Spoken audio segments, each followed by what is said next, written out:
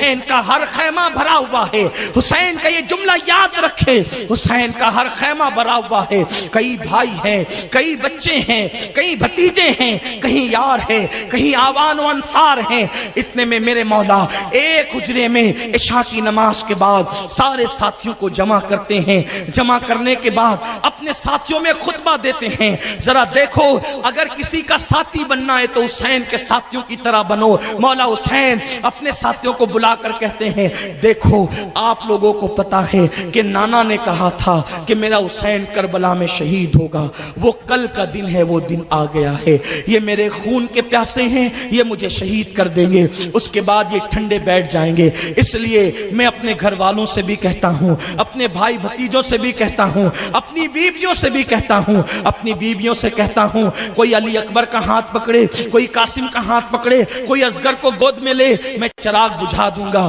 یہ سب نکل کر کے چلے جائیں۔ ساتھیوں سے آوان و انصار سے کہتا ہوں یہ سب چلے جائیں، وہ میرے خون کے پیاسے ہیں، دن تڑکنے سے پہلے، دن نکلنے سے پہلے تم لوگ دور چلے جانا، یہ مجھے پائیں گے، یہ شہید کر دیں گے، میرا مقصد پورا ہو جائے گا، ان کا مقصد پورا ہو جائے گا، تمہاری جانیں بچ جائے گی۔ اس وقت مولا نے خطبہ دیا اور خطبہ دینے کے بعد جلتا ہوا چراغ آپ نے اپنے ہاتھوں سے بجھا دیا، چراغ بجھ گیا۔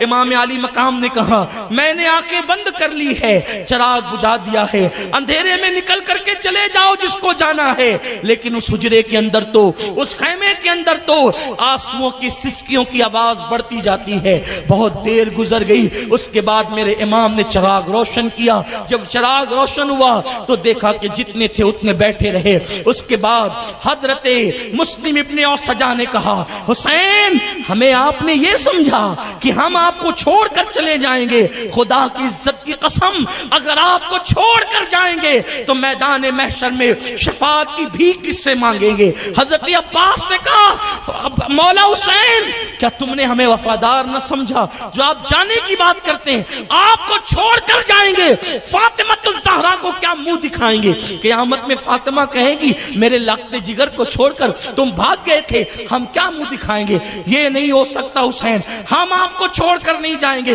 بلکہ خدا کی قسم ہمارے جسم میں خون کا ایک قطرہ ہوگا، اس وقت تک ہم آپ کو میدان کربلا میں بھی نہیں جانے دیں گے۔ بیویوں نے کہا حسین ہم اجڑتا ہوا سہاگ دیکھیں گے، ہمارے ہاتھوں میں ہتکڑیاں، آپ کہتے ہیں نا کہ آپ کے بعد ہاتھوں میں ہتکڑیاں ہوگی، ہم برداشت کریں گے، اس لیے کہ جس کے ساتھ پھولوں کی سہج پر زندگی گزاری ہے اس کی محبت میں کانٹوں کی راہ بھی ہم چلنے کا حوصلہ رکھتے ہیں۔ مولا حسین نے سب کو دعا دی اور فرمایا سب اپنے اپنے حجرے میں جاؤ اور عبادت کرو، تلاوت کرو۔ آج کی رات گویا کہ 1377 سال پہلے میدان کربلا میں ایک سونی سونی سی رات تھی، دو لشکر تھے، ایک طرف 72 تھے، دوسری طرف 22,000، اور فرات کے کنارے پر فرات موجیں مار رہا تھا۔ اس وقت صرف فرات کی شریر آوازیں تھی، لیکن اگر آج کوئی کربلا جا کر دیکھے، کل 22,000 جو کر و فر کے ساتھ وہاں پر ناچ رہے تھے، آج ان کا نام و نشان نہیں، لیکن آج کے دن کوئی جائے کربلا میں اس کو یوں لگے گا جیسے گنبد خضرا کی ساری بہاریں یہیں پر برس رہی ہے، مکے کی ساری بہاریں یہیں پہ برس رہی ہے۔ اللہ اکبر! اس وقت کربلا کا منظر کیا ہوگا یہ تو آپ انٹرنیٹ پر بھی دیکھ سکتے ہیں۔ کیا وہاں پر اللہ اکبر حسین کے بہت زیادہ چاہنے والوں کی بھیڑ ہوگی، ایسا جمگٹا کہ تل رکھنے کو جگہ نہیں۔ میرے پیارے آقا علیہ الصلوۃ والتسلیم کے پیارے دیوانوں، لیکن کہاں گیا وہ شامی اللہ اکبر حاکم کہاں گیا جسے دنیا یزید کہتی ہے؟ نہ آج اس کا نام نہ اس کی اولاد کا نام، گویا کہ تاریخ بتا رہی ہے جو اللہ کے لیے حق پر اپنا سب کچھ لٹا دیتا ہے، اگر اس کی زندگی میں کوئی اس کی قدر کرے نہ کرے، لیکن آنے والا دور حق کو ضرور پہچانتا ہے، حقانیت کو ضرور پہچانتا ہے۔ اب اللہ صبح تڑک رہی ہے، صبح کا اجالا پھیل رہا ہے، اور 10ویں محرم آتی ہے، شب عاشور گزرتی ہے اور یوم عاشور کا آغاز ہوتا ہے۔ مولا حسین نے تیمم کیا، پورے خیمے والوں نے تیمم کیا، اور اس کے بعد کربلا کے اندر اذان کے لیے جسے بحیثیت مؤذن مقرر کیا گیا وہ ہم شبیہ رسول تصویر مصطفیٰ علی اکبر تھا۔ میدان کربلا کی صبح علی اکبر کی اذان اذان سے ہوئی۔ اللہ اکبر، گویا اس اذان کی بلائیں اذان بلالی لے رہی ہو۔ اللہ اکبر، بلال بھی اذان پڑھتے تھے، عرش والے جس کی مشتاق ہوتے تھے، لیکن آج ہم شبیہ مصطفیٰ، ہم شبیہ رسول، اللہ اکبر، کربلا کی دھرتی پر اذان دے رہا ہے، اور اکبر کی اذان کی آواز سے کربلا کی صبح کا آغاز ہوتا ہے۔ صبح ہوتی ہے، امام علی مقام نماز فجر پڑھاتے ہیں، اور اس کے بعد پھر آپ فوج کو ترتیب دیتے ہیں، ادھر 72 تن ہے، ادھر 22,000 ہے، اور اس کے بعد میدان کرب و بلا کے اندر جنگ کا آغاز ہوتا ہے۔ لیکن جنگ کے آغاز سے پہلے مولا حسین میدان کربلا میں کھڑے ہو کر اتمام حجت کے لیے ایک خطبہ ارشاد فرماتے ہیں۔ وہ خطبہ کا اختصار کے ساتھ یہ ہے کہ لوگوں یہ بتاؤ، میں نے کوئی چوری کی ہے، میں نے کوئی ڈاکہ ڈالا ہے، میں نے کسی کو ناحق قتل کیا ہے، میں نے کسی پہ ظلم کیا ہے، میں نے کوئی گناہ کیا ہے، میں نے کسی کو ستایا ہے، میں نے کسی کا دل دکھایا ہے، بتاؤ میں نے کیا کیا ہے؟ لوگوں کیا تمہیں نہیں پتا اس وقت روئے زمین پر کیا سب سے افضل میں نہیں؟ امام علی مقام نے اپنی فضیلت خود بیان کی، اس لیے کہ جب لوگ فضیلت بھول جائیں تو مولا حسین اپنی ذمہ داری محسوس کر رہے تھے۔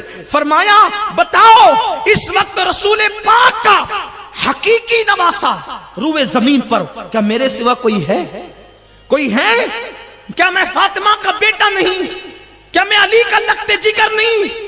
جا کے پوچھو، اس وقت جابر ابن عبداللہ موجود ہے، اس وقت اکابر ان صحابہ کی اولادیں موجود ہیں جنہوں نے اپنے کانوں سے سنا، اور جنہوں نے اپنے باپ داداؤں سے اپنے کانوں سے سنا کہ رسول اللہ نے فرمایا حسین و منی وانا من الحسین، حسین مجھ سے، میں حسین سے، میں وہی ہوں جس کو نبی سنتے تھے، میں وہی ہوں جس کو نبی چومتے تھے، میں وہی ہوں جس کے لیے سجدے طویل کرتے تھے۔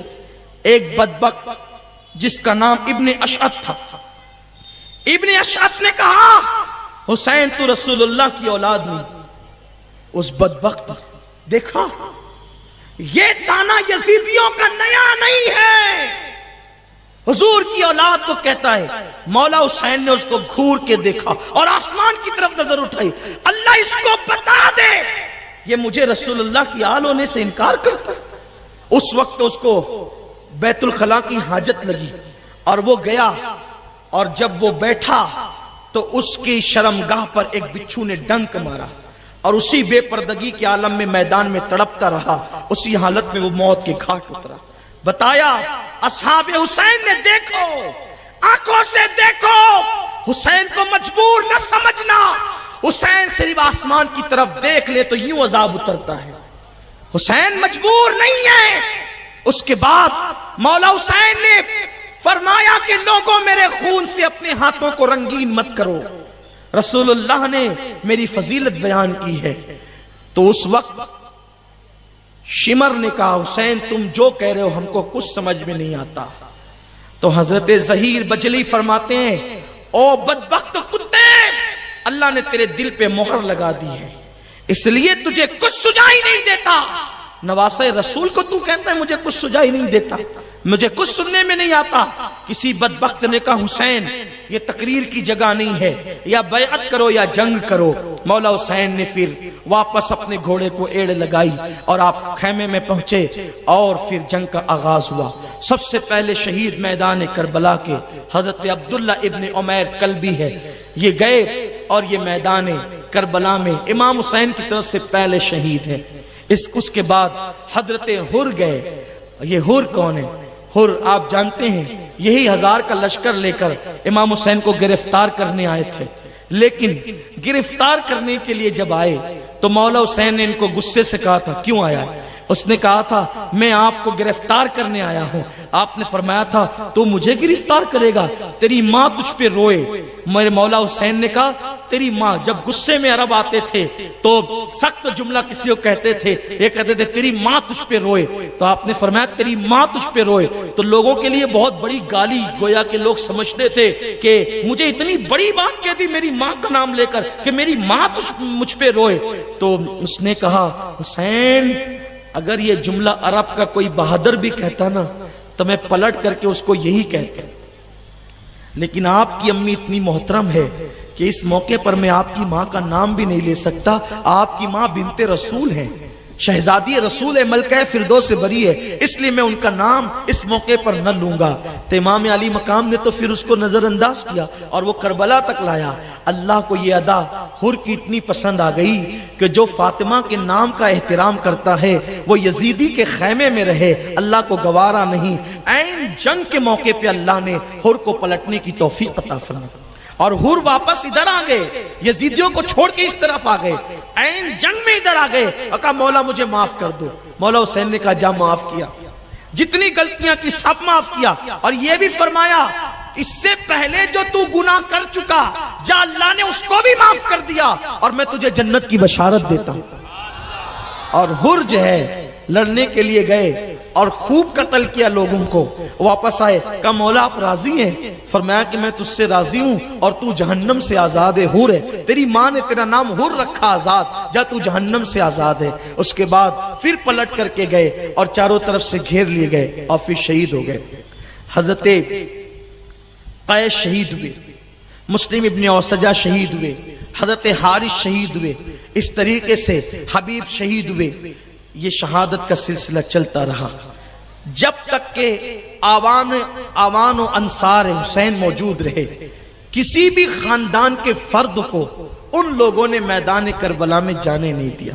جب سارے غلام شہید ہو گئے تو اب باری ہاشمی نوجوانوں کی آئی۔ جو امام حسین کے خاندان کے لوگ تھے ان کی تعداد 32 بتائی جاتی ہے، 32، جس میں سے امام حسن کے 4 بیٹے، مولا علی کے دوسری بیوی کے 4 بیٹے، اس طریقے سے حضرت عقیل کے 3 بیٹے، اس طریقے سے حضرت عبداللہ ابن جعفر کے 2 بیٹے، امام حسین کے 2 بیٹے، یہ جو شہید ہوئے ہیں، اس طرح سے تعداد بنتی ہے 32۔ تو جس وقت میدان کربلا میں غلام شہید ہو گئے تو خاندان کے لوگوں کی باری آئی۔ سب سے پہلے حضرت مسلم ابن عقیل کے بیٹے گئے، وہ لڑے، حضرت عقیل کے بیٹے گئے، وہ لڑے، وہ شہید ہو گئے۔ مولا حسین دیکھ رہے ہیں، ایک ایک کا لاشا اٹھاتے لا لا کر کے رکھتے ہیں۔ اس کے بعد حضرت امام حسن کے 3 بیٹے گئے، وہ لڑے۔ اس کے بعد مولا علی کے دوسرے 4 بیٹے گئے، وہ لڑے، وہ بھی سب شہید ہو گئے۔ تو اب جب چنندہ لوگ اب بچے، سارے خیمے خالی ہو گئے، چند نفوس بچے،